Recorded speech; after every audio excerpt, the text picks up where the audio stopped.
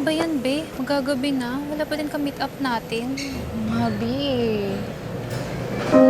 Uy, di ba tatay mo yung paparating? Ha? Hindi ah. Hindi ko tatay yan.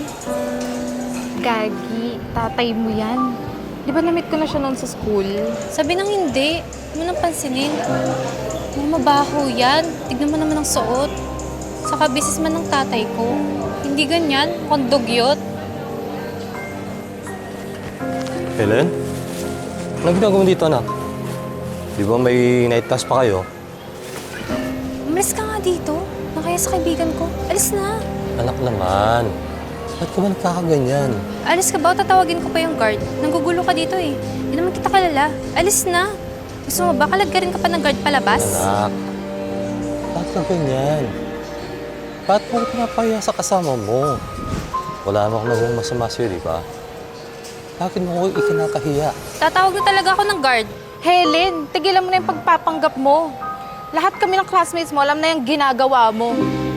Nagpapanggap kang mayaman.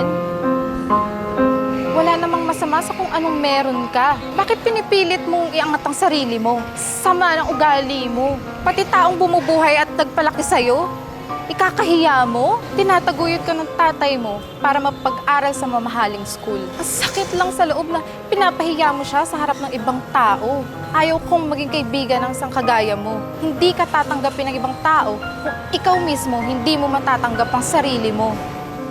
Bahala ka nga, mag-isip-isip ka.